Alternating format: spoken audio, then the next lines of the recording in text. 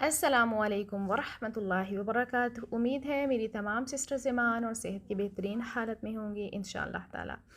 آج کا ہمارا ٹاپک ہے عورتوں کے ساتھ حسن سلوک۔ جی بالکل، یہ ایک ایسا ٹاپک ہے کہ اس پہ ہم گھنٹوں بات کر سکتے ہیں، لیکن چونکہ ہمارے پاس ٹائم شارٹ ہے تو میں بہت جلدی اس ٹاپک کو کور اپ کرنے کی کوشش کروں گی۔ بس ایک گزارش ہے آپ سب سے کہ جب جو بھی احادیث یا قرآن کی آیات سنیں گے نا، آپ نے اس کو یہ سوچ کر سننا ہے کہ میں نے اپنی بیٹی کی تربیت کیسی کرنی ہے اور میں نے اپنے بیٹے کی تربیت کیسی کرنی ہے، کیونکہ آپ کے ساتھ کیا ہوا، آپ کے ہسبینڈ نے آپ کے ساتھ کیا کیا، آپ کے والد نے آپ کے ساتھ کیا کیا، آپ کے بھائی نے آپ کے ساتھ کیا کیا، واٹ ایور جو ہو گیا نا وہ ہو گیا، اس کو نہیں سوچنا آپ نے۔ وہ سوچیں گے نا تو آپ کے دل میں تکلیف بڑھے گی، غم بڑھے گا۔ اس لیے جو انہوں نے اگر آپ کے ساتھ کوئی زیادتی کر دی ہے تو وہ جو ہو گیا سو ہو گیا۔ اب آگے ہم نے اپنی بیٹوں کی تربیت کیسی کرنی ہے تاکہ ہماری بہوؤں اور ہماری بیٹیوں کو وہ چیزیں سروائیو نہ کرنی پڑے جو ہم نے کی ہیں۔ تو سب سے پہلے تو ہم دیکھتے ہیں کہ اسلام نے عورت کو ایسا مقام دیا ہے جو کسی اور دین نے نہیں دیا، کیونکہ اسلام سے پہلے تو عورتوں کو زندہ گاڑ دیا جاتا تھا، جیسے کہ قرآن پاک میں بھی اللہ تعالیٰ ارشاد فرماتے ہیں، اور جب زندہ گاڑی گئی لڑکی سے پوچھا جائے گا وہ کس گناہ میں قتل کی گئی۔ تو جب اس دن اس لڑکی سے پوچھا جائے گا اور پھر اس کا قتل کرنے والا سامنے آئے گا اور اس کے ساتھ کیا معاملہ ہوگا، واللہ اکبر۔ اور ہم جتنے بھی احادیث پڑھ چکے ہیں ہمیں بہت اچھے طریقے سے آئیڈیا ہے کہ قتل کی سزا کیا ہے۔ تو اگر آج ہم زندہ نہیں گاڑتے نا لڑکیوں کو تو ہم ایبارشن کروا دیتے ہیں، تو ہم نے اپنے بیٹوں اور بیٹیوں کی تربیت ایسی کرنی ہے کہ وہ زندگی میں کبھی بھی یہ غلطی نہ کریں۔ یہ قتل کے زمرے میں آتی ہے۔ بے شک جتنے چاہے لوگ اس کو حلال کہیں کہ اتنے منتھ میں آپ ایبارشن کرا سکتے ہیں، اتنے منتھ میں نہیں، لیکن آپ نے اس طرف اپنی بچیوں کو اور بچوں کو جانے ہی نہیں دینا انشاءاللہ تعالی۔ اس کے علاوہ عورت اور مرد دونوں کو ایک دوسرے کی عزت کرنی چاہیے، کیونکہ مرد ہو یا عورت ہو، کسی ایک جنس کے بغیر بھی نا معاشرے میں توازن قائم نہیں رہ سکتا۔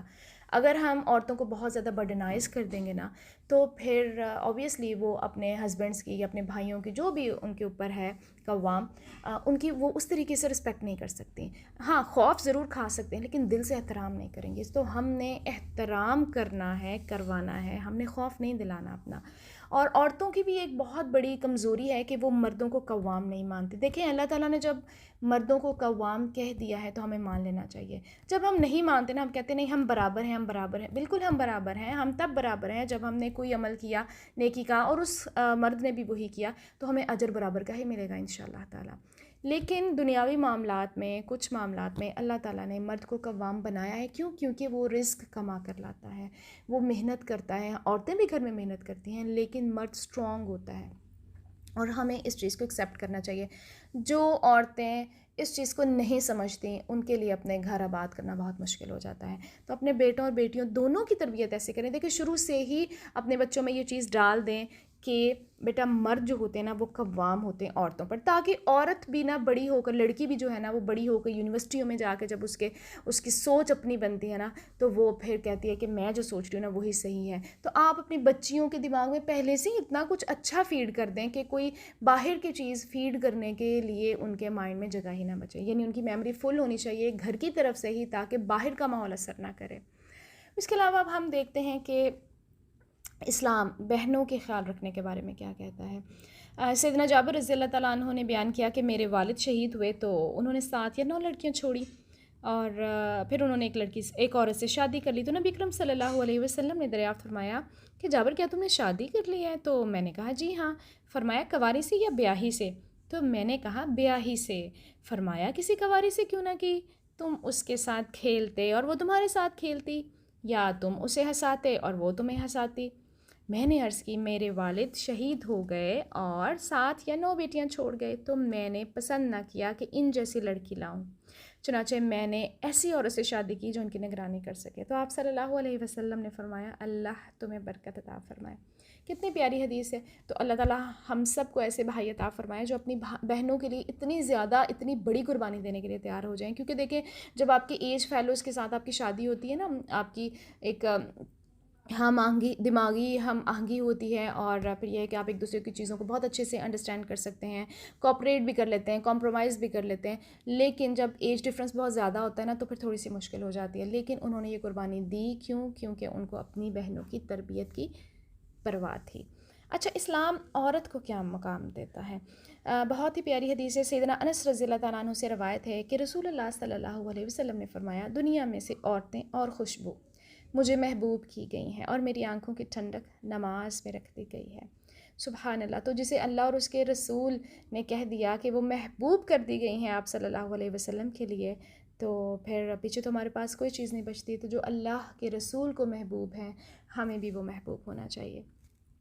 بیٹی کی پرورش پر اجر بہت زیادہ ہے۔ رسول اللہ صلی اللہ علیہ وسلم نے فرمایا، جس شخص نے 2 لڑکیوں کی ان کے بالغ ہونے تک پرورش کی، قیامت کے دن وہ اور میں اس طرح آئیں گے، اور آپ صلی اللہ علیہ وسلم نے اپنی انگلیوں کو ملایا، یعنی دونوں انگلیوں کو ملایا اور فرمایا کہ وہ اس طرح سے میرے ساتھ ساتھ آئیں گے۔ سبحان اللہ! تو بیٹیوں کی پرورش کو بوجھ مت سمجھیں، اجر کا ذریعہ سمجھیں۔ بیٹیوں کی ہم نے اب دینی تربیت کرنی ہے انشاءاللہ تعالی۔ خالی دنیاوی تربیت کا ہم نے دھیان نہیں رکھنا کہ بس ہم اس کو دنیاوی تعلیم ہی دلواتے رہیں، دینی تعلیم ضرور دلوانی ہے تاکہ وہ ایک اچھی ماں، ایک اچھی بیوی، ایک اچھی بیٹی اور ایک اچھی عورت بن سکے۔ اور بیٹیوں سے محبت کریں، ہر ماں کرتی ہے، ہر باپ کرتا ہے اپنی بیٹیوں سے محبت، لیکن تھوڑی سی نیت بدل لیں۔ پہلے تو ہم محبت کرتے ہیں، اب محبت کریں، لیکن کیونکہ یہ جنت کے حصول کا ذریعہ ہے۔ اور اس کے بعد پھر اپنی بیٹیوں سے ہم نے حسن سلوک کرنا ہے، شفقت کا معاملہ کرنا ہے۔ جیسے اگر آپ بیٹوں کو نہیں زیادہ ڈانٹتے نا، تو آپ نے اپنی بیٹیوں کو بھی زیادہ نہیں ڈانٹنا۔ اور شادی کے بعد اپنی بچیوں کو ان کے گھروں میں آباد رہنے دیں، بار بار ان کو کالز کر کے پریشان مت کریں کہ تمہارا دن کیسا گزرا، تمہارے ساتھ کسی نے کچھ برا تو نہیں کیا۔ اس طرح سے جو معاملات خراب نہیں بھی ہونے ہوتے نا، وہ بھی ہو جاتے ہیں۔ اور شادی کے معاملے میں بیٹی کی رضامندی ضرور ہمیں لینی چاہیے، کیونکہ ہمارا دین اسلام ہمیں یہ حق دیتا ہے۔ ہم کیا کرتے ہیں، ہم بچیوں سے پوچھنا ضروری ہی نہیں سمجھتے، اور پھر بچیاں اس فیصلے کو اپنے لیے ایک بوجھ سمجھتی ہیں۔ تو دیکھیں، جو اسلام نے حق دے دیا ہمیں اس کو ضرور لینا چاہیے نا۔ اپنے دین پر لوگوں کو انگلیاں اٹھانے کا موقع نہ دیں۔ جب لڑکیاں باغی ہو جاتی ہیں نا، تو پھر وہ کہتی ہیں ہمارا کیسا دین ہے، اتنا کنزرویٹو، جس نے عورت کو حق ہی نہیں دیا۔ عورت کو حق دیا ہے، لیکن ہم لوگ جاہل ہیں، ہمیں ہی نہیں پتہ، کیونکہ ہم نے تو دین پڑھا ہی نہیں ہے۔ تو اللہ تعالیٰ ہمیں دین پڑھنے کی، سمجھنے کی اور اس کے مطابق فیصلے کرنے کی توفیق عطا فرمائے۔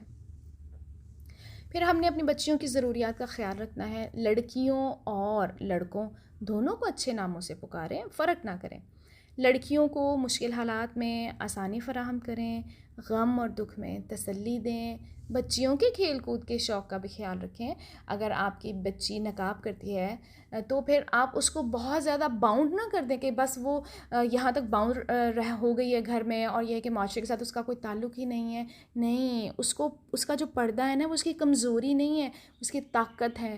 اور یہ طاقت کس نے سمجھانا ہے؟ اس کی ماں نے اس کو سمجھانا ہے کہ یہ تمہاری طاقت ہے بیٹا، یہ تمہاری کمزوری نہیں ہے۔ تم نے دنیا سے پیچھے پیچھے نہیں رہنا، بلکہ بی کانفیڈنٹ، تم بھی وہ سب کچھ کر سکتی ہو جو بغیر دوپٹہ لیے لڑکیاں کر رہی ہیں، ٹھیک ہے؟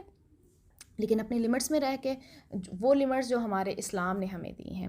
بچوں اور بچیوں کو بد دعا بھی نہیں دینی انشاءاللہ تعالیٰ، اور بچیوں کو ان کی پسند کی چیزیں لا کر دینی ہیں ہم نے انشاءاللہ تعالیٰ۔ اچھا، بیوی کا مقام دیکھ لیتے ہیں، جو بہت ہی خوبصورت سا ٹاپک ہے۔ اللہ تعالیٰ کا ارشاد ہے، اور ان عورتوں کے ساتھ بھلے طریقے سے زندگی بسر کرو۔ اور ایک اور جگہ اللہ تعالیٰ نے فرمایا، وہ تمہارے لیے لباس ہیں اور تم ان کے لیے لباس ہو۔ سبحان اللہ!